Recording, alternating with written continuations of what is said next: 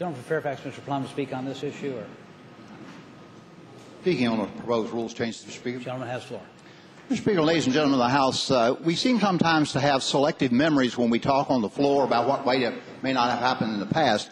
I happen to have been around here a long time, too, and I want to tell you that when I first came to the legislature, I came as a Northern Virginia Democrat.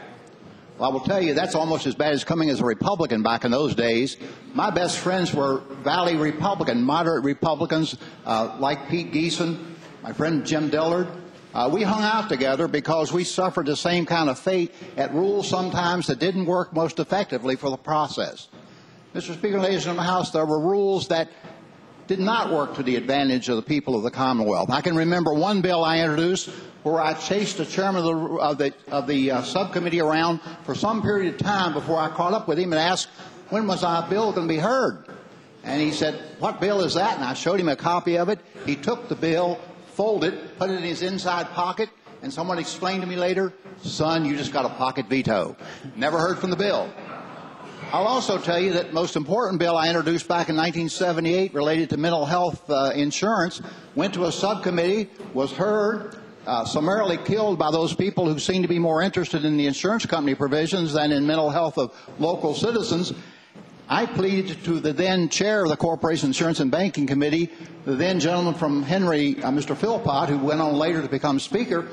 He gave me a hearing before the full committee, and we actually got the bill passed, Mr. Speaker, to my amazement, but it worked. The thing being about it, in terms of when we look back, the rules were not always to the advantage of the people of the Commonwealth. There was mistakes made, and I can tell you as a Northern Virginia Democrat, I suffered at the hands of those rules. So I recognize the need for rules changes. When we reapportioned, for example, in the 1990 cycle, I voted against my caucus on our first redistricting plan, and I did it, Mr. Speaker, because what it did to Republicans. I caught a lot of flack from my caucus, but it was not fair to my friend Jim Dillard and some of the other Northern Virginia Republicans. We've got to rise above partisanship at a time like this. The public is fed up with this back-and-forth discussion about what Democrats did and what Republicans did. Democrats made serious mistakes in the past, no question about it. But I can tell you this, there were Democrats within the circle of Democrats who tried to improve the rules. And over time, we made changes in the rules that improved those practices. The best situation we ever had in here is when we were essentially balanced, where we had to take into account each other's perspective because not one party dominated the other.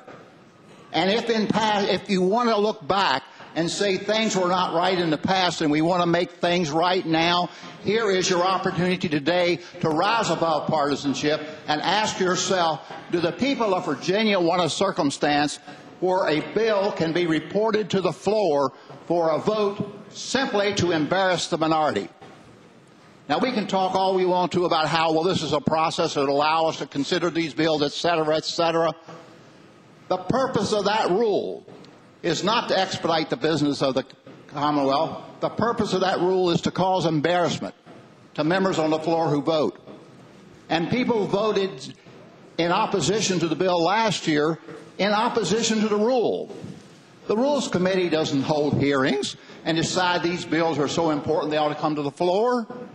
They don't do that. They simply rocket it out of here so that we can, with amusement, look at then people how are going to squirm in their seats and vote and not vote. Likewise, it's the case, it seems to me, that there are times in the subcommittees that what we do is we get to hide behind our votes because nobody's going to write down how we voted. And that's how bills could be accommodated.